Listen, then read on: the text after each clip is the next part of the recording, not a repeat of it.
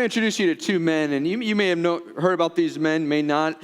One of them, if you've paid any attention to the news recently, especially the online news, you probably have come across his name. His name is Antulio Margaritos. He's a man from California, and the reason he has made the news is in the last 6 months, he has won the lottery 4 times. Yeah, so we're like, wow.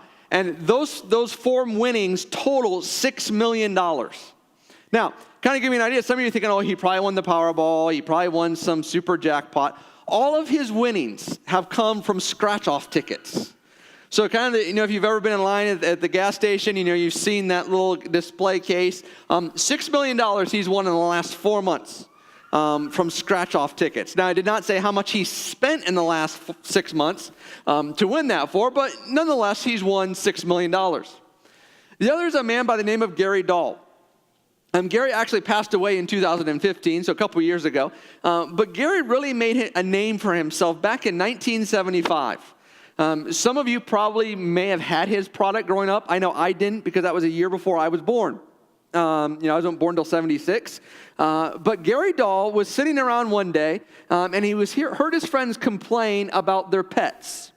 And they were complaining about, how much it was to, feed them and groom them and picking up after them and the mess that they were made. And they were just complaining about it. And so Gary came up with this idea about a pet that did not require any food, any water, anything. Didn't make a mess. It was perfectly behaved. And it was known as, some of you may have had this, the pet rock.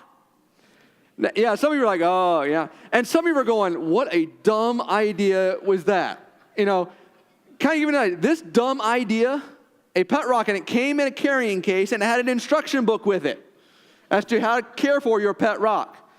This dumb idea netted Gary Dahl $15 million. So kind of give you an idea. Some of you are like, man, I wish I would have thought of that. And people paid $4 for a pet rock, And we hear things like that and are like, I'm a little jealous because why couldn't I have done something like that?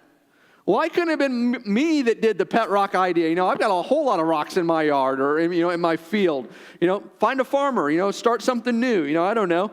But we hear people like that, and we hear the fortune that they have. And let's be honest, we get a little jealous because why can't that be me? Why can't those things happen to me? And maybe it's not in the terms of money. Maybe it's not in that area. But let's face it.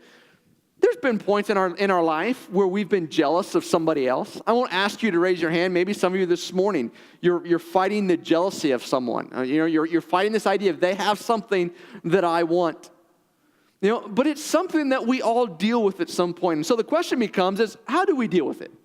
And not only how do we deal with it, but how do we get to the point where, like this series is, we can kind of begin to take a vacation from these things. If you have your Bibles with you this morning, Genesis 37 is where we're going to be at, and it's kind of where we're going to start off. And it kind of, as always, if you have the Bible app on your phone, you can search under events for the Rock Church, and hopefully if you're here and you've got your location turned on, it'll automatically pop up, and you can see all the scripture. You can see all the outlines that will be used this morning as well as a plan. And I will let you know this ahead of time, especially, and this kind of deals more with the guys in the audience this morning than anything. When you get to the plan later on, this, if you're doing that, it's going to refer to like she and her and when it comes to the writings. And it's a plan that was originally designed for women. But as I went through it, I didn't realize that at the beginning because it's not very clear. But it's an incredible plan. So as you're reading this, just if you're like, well, I'm not jealous of her, put him in there. Just kind of, switch the pronouns out. But it is a good study. Encourage you to go through that. Andy Stanley's wife, Sheila, wrote it, and it's an incredible study dealing with the effects of envy and how we deal with that.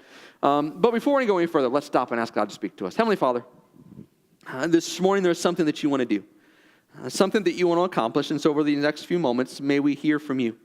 May we discover what it is that you want us to grab onto. And Father, may we make it a part of our life. God, there's something that we need to hear. And so, Father, give us ears to hear it. And we ask all this in your name.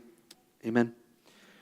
When you begin to think about jealousy, and you begin to think about envy, and those things in life that happen, that when they happen, it kind of goes, oh, I wish that was me.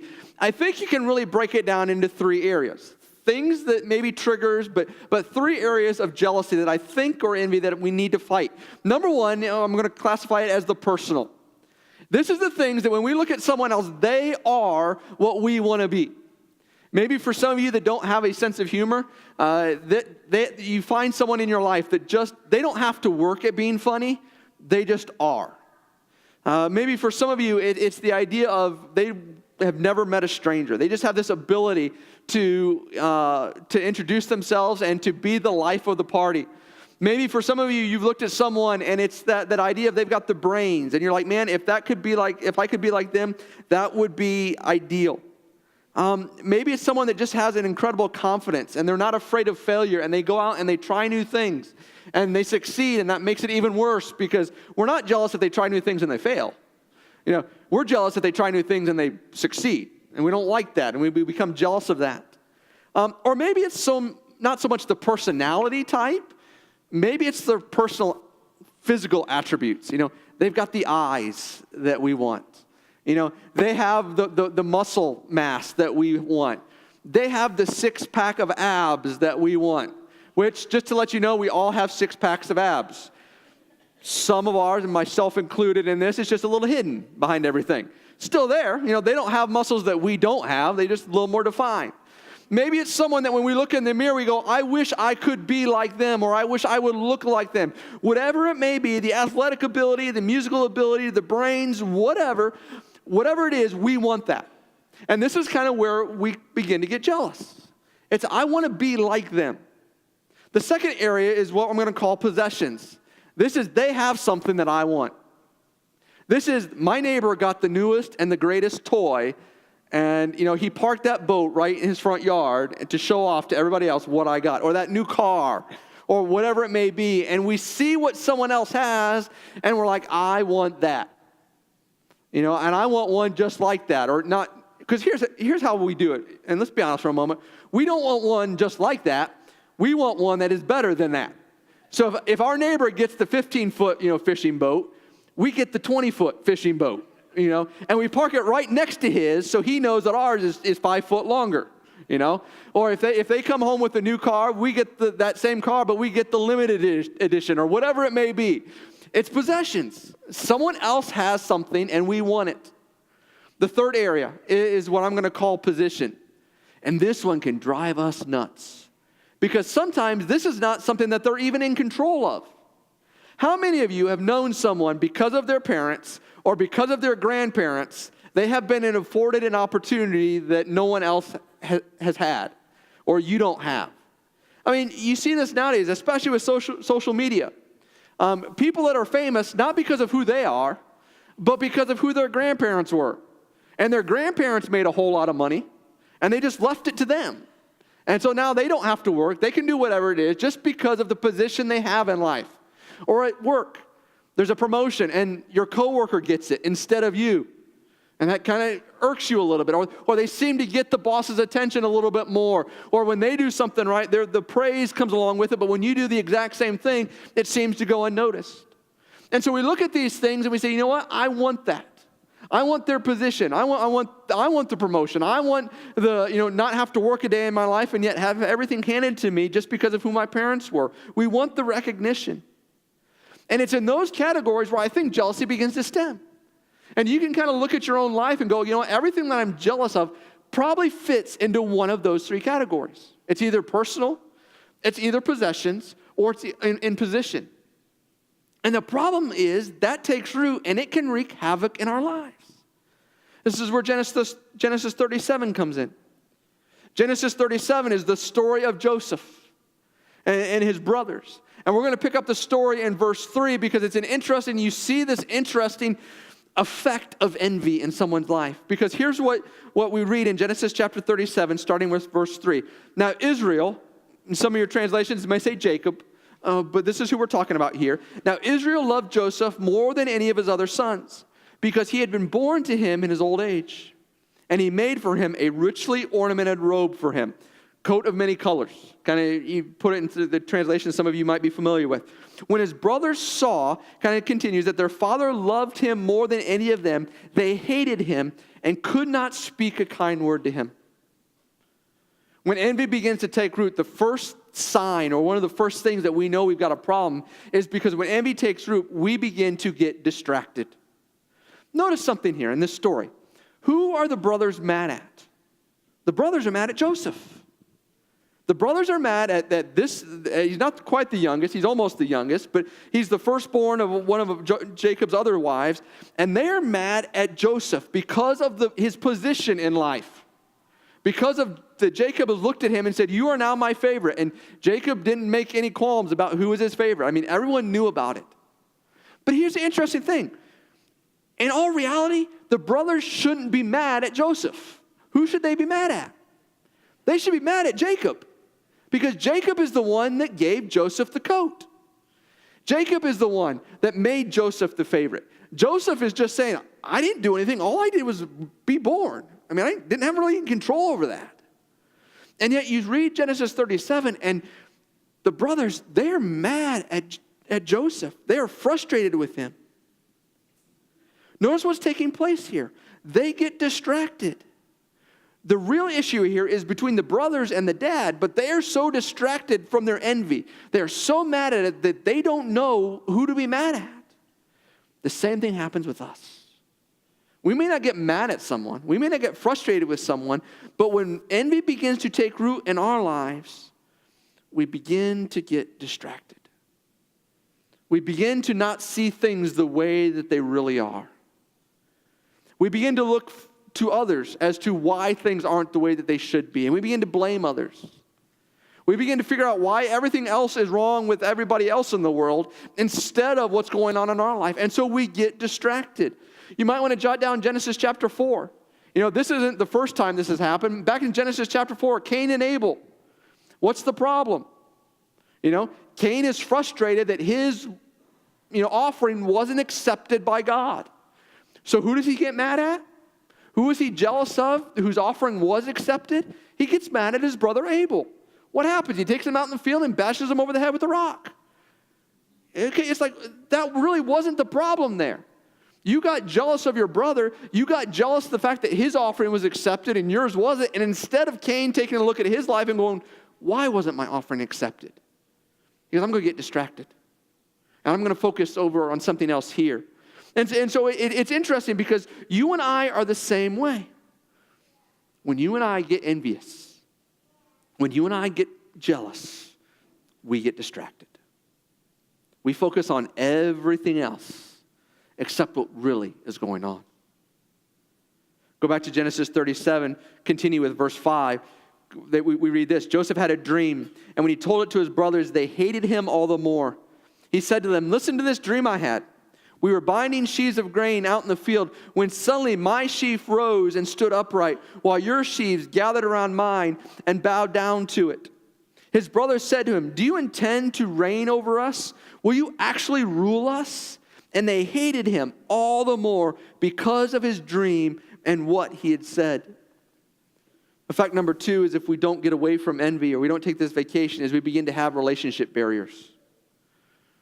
How many of us, if we have a younger brother or a younger sister, if they would come to us and said, hey, here's the dream that I have, and by the way, when I get this dream, you're going to bow down to me. If they would have said something like this, we would have shown them who was the boss. We would have put them in place pretty quickly because, no, that's not happening, Was Joseph maybe a little bit cocky and a little arrogant in this?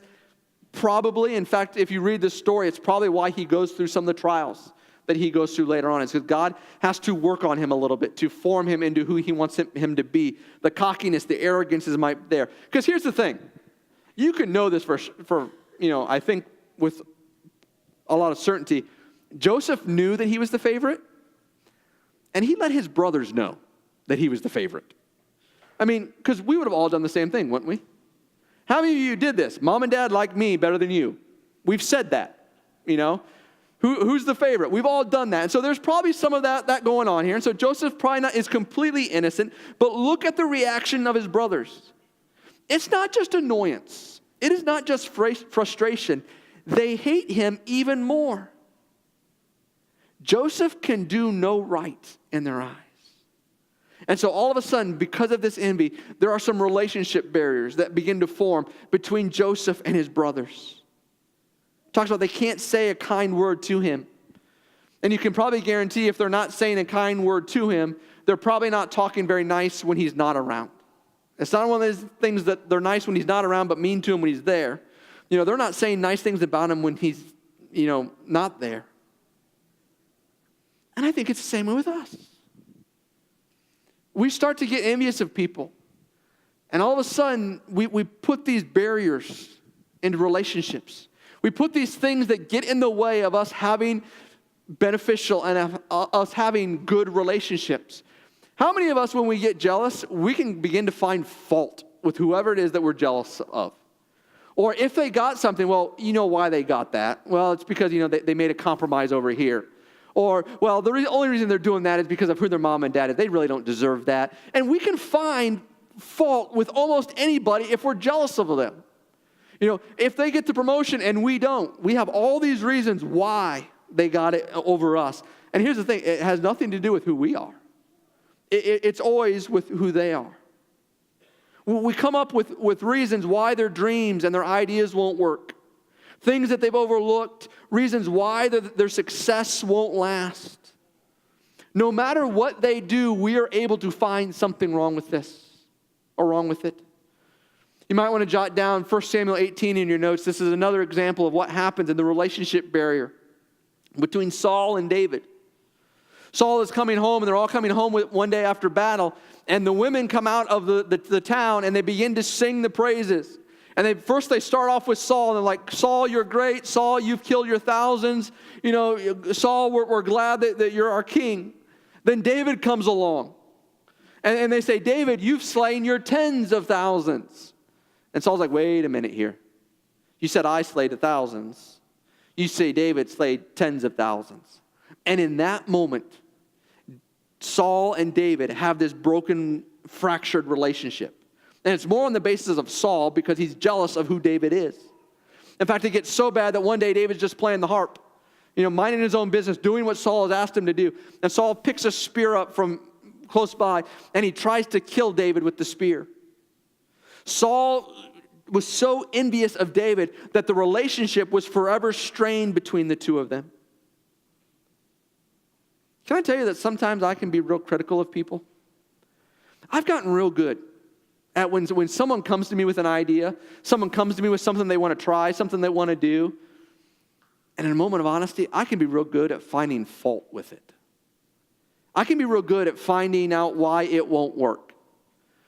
And it's not because I want to look at it and I want to say, well, let me help you improve upon why, and make you even more successful.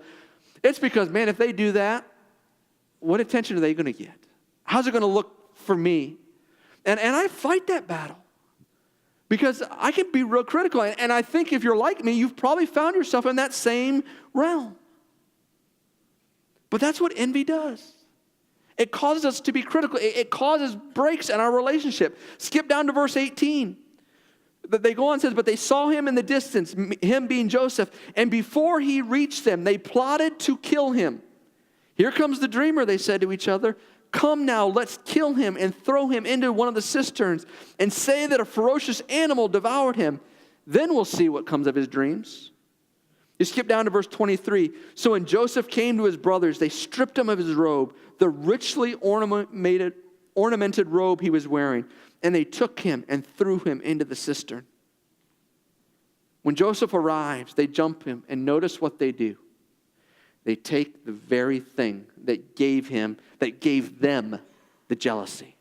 They take his robe because, Joseph, if we can't have it, you can't have it. And it wasn't a fight among the 11 of them as to which one would get it. They destroy it. And in fact, they do something even worse. They take it back to the father, and it's soaked in blood, and they say, look what happened to your favorite son. And they throw that robe down as a torment to look at what you've done. Look at what has happened to your favorite son. Because here's the thing. Part of being jealous of someone, it's if I can't have it, then I don't want anyone else to have it. If I can't have the latest and greatest, then I don't want anybody else that I know to have it, because if I do, if I know that they have it, then it's going to make it all the worse. If we can't be as successful, then we don't want anyone else to be as successful. And this is a tough one. Because when that happens, all of a sudden you have these relationship barriers that begin to form, and our relationships aren't healthy. They aren't beneficial to us. And see, here's the thing. Envy just doesn't affect our relationship with others. It also affects how we view ourselves, because if we can't take a vacation from envy, all of a sudden we start to have personal dissatisfaction. Proverbs 14, verse 30. Solomon writes this. He says, a peaceful heart leads to a healthy body. Jealousy is like a cancer in the bones. You see, what happens is not only do we want what someone else has, but when envy sets in, we begin to get dissatisfied with what we have. Whether it be in the areas of our personal possessions or our position, all of a sudden, it's not simply wanting what someone else has, but we begin to be dissatisfied with what we have. Because let's be honest, sometimes we see what someone else has, and it's a motivation to work harder. It's a motivation to save. It's a motivation to maybe go to the gym and cut out the extra donut, in the refreshers on Sunday morning. Maybe sometimes we look at that and it's a motivation because, okay, I can work towards that. And that's good. There are moments in life when we need that. What someone else has, it motivates us to be better. But oftentimes what jealousy will do is it not only do we want something that someone else has, but we then get dissatisfied with what we currently have. Because now what we have isn't good enough. Who we are isn't good enough. Our position isn't good enough. And it is this vicious cycle. We see what they have, which makes us dissatisfied with what we have, which makes us want what they have all the more. And when we don't get it, it makes us dissatisfied with what we have. And it's a cycle that we get caught in. And so oftentimes, jealousy is just, I'm unhappy. We don't get the promotion. And so when we once were satisfied with our job, all of a sudden now we're not satisfied because it didn't go the way that we wanted it to go. We like our car, but until someone else gets the newer and greater car, then we look at our car and we start to see all the things wrong with it. Forget that it still gets us from point A to point B. Forget the fact that it's paid off and we're not making monthly payments or whatever it is. We look at it and we go, yeah, but it's not that. And because it's not that, I don't like what I have. And all of a sudden, this personal dissatisfaction starts to set in and starts to creep in. And it goes on and on. So how do we do it? How do we take a vacation from envy? How do we get away and we never come back? Well, step number one is we need to admit it. That's what they say in everything. The first step is to admit that you have a problem. And so maybe it is whatever you're jealous of, personal possessions or position. You say, you know what? Yes, I am jealous of them. I am envious of them, and I admit it. Because that's the first step. If you don't admit that you have a problem, you're never going to work on it. You're never going to fix it. And so we need to admit that we have a problem. They've got something I want. They got it over me. And so the first step is to admit it. The second step is to confess it. Read Romans chapter 1. Paul is pretty clear that envy is a sin, and God is pretty clear about that. Envy is a sin. And so we need to confess it. But here's the thing we need to be careful of. Because confessing our envy to someone or to God isn't just the fact of, God, they have something that I want, and I'm sorry that I want it. Because here's the thing. At the heart of envy is the belief that God owes us. And that's what we need to confess. You see, at the heart of envy is this idea where we look at God and say, God, you didn't do right in my eyes. God, you've done me wrong because I didn't get the car. God, you've done me wrong because I didn't get the promotion. God, you've done me wrong because I didn't get the blonde hair, blue-eyed, looks that person got over there. God, you did me wrong because this is what I deserve. God, and you need to give me what I deserve. And so that's why when we need to come to God and say, God, I confess. God, it's not just that I wanted that, but God, I looked at you and said, God, you did me wrong. God, you should have been better to me. God, you should have blessed me in a different way. And so we need to confess to God that we bought into the lie that we deserve more because of who we are compared to everyone else in the world. To compare to everyone else around us that has, quote unquote, more than what we have. Then step number 3 is we need to learn to be content. Paul writes in Philippians chapter 4 these words, and it's the words that I can guarantee you before I read it, none of you are going to want to hear this morning. It says this, "For I have learned to be content, whatever the circumstances." He talks about this being something that he has learned. He's had to learn to be content, which means contentment doesn't come naturally. How many of you remember when you were growing up, and it's around Thanksgiving, they don't do it as much now, I think because not a lot of people get the newspapers as much as they did when I was growing up, but I can remember Thanksgiving afternoon, after you've kind of eaten the turkey and everybody else is getting ready to go into that, that tryptophan-induced coma. I can remember as a kid, we would kind of all gather in the living room, my sister and my cousin and myself, and we would go through the ads. And it's like, you go through the toy ads because, next day was Black Friday and everyone's going to go shopping, and you wanted to circle everything that you have. And I can remember even before the ads, Sears catalog would have like a thick catalog. And I have a toy section in. You go through and you'd circle what you want. And you say, "Grandma, here's what and you always know to go to Grandma. Because, if you wanted something, you highlighted to Grandma. And you got there before your siblings got there, and you let them know. And here's the thing. I had the advantage on my mom's side. I'm the oldest grandchild, and I'm the only grandson. So I had I had my Technicolor Dreamcoat, if you want to talk about it, And I let my sister and my cousin know that, I was the favorite, and they joke with it. Then you have grandkids. I had kids, and all of a sudden, my favorite status went out the window. Because here's the thing. I would do that growing up, and I was like, here's the things that I want. And, you'd have to learn on Christmas morning. Sometimes you didn't get those things, and you're like, okay, I've got to learn to be content. Here's the thing. The things may have changed over the course of time, but I still want things. There are still things in life that I want. And I need to learn to be content with what I have. And I don't like that, because it's hard, because I see what other people have.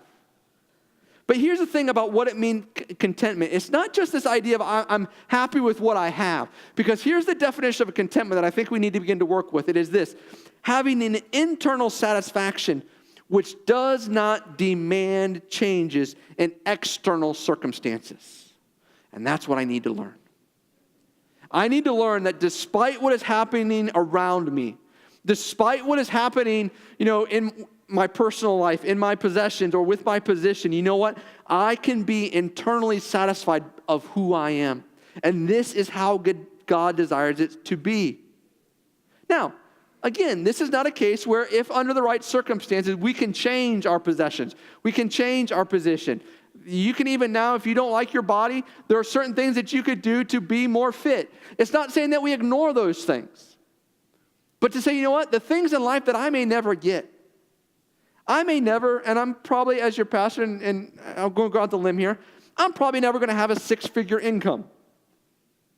There are people in this world that make a whole lot more than pastors do.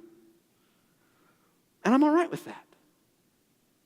I don't look at the paycheck that someone else gets and say, well, I wish, if I could get that, it'd be so much nicer. I'm slipping notes to the heart team and going, hey, this person over here. Kind of give me an idea. The search for the youth pastor, I was talking to a good friend of mine. That was the possibility was he would come down, and I said, hey, let's talk. I know you, let's talk packages for a little bit. Let me see what your offer, you're getting there. And he emailed me what he was getting at his current church as a youth pastor. And I emailed him back. I said, I just need to give you a moment of clarity and a moment of honesty here. I said, the package that you're currently getting is better than mine right now. And I did not look at him and say, I wish I had your package. I wish I had your benefits, because I truly believe that God has called me here and that, this is where I'm supposed to be. And so I didn't get caught up in that. I'm like, okay, you make more money than I do? Okay, I'm not going to ask for a raise, but so often we can get caught up in that though. And see, what happens is we need this internal satisfaction which does not demand that my outward circumstances change. If I don't get the job, if I don't get the boat, if I don't get A, B, C, or whatever it is, you know what? I'm still all right. I'm still satisfied. I'm still content because God has blessed me. Because God has given me everything that I need and so much more. Because God loves me. And yeah, it may not be more. It may not be what someone else has. But you know what? I'm all right with that.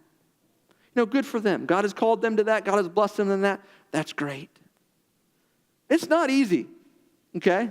It's not something you're going to go out here this morning. You walked in jealous. You walked out going, okay, I've figured it out.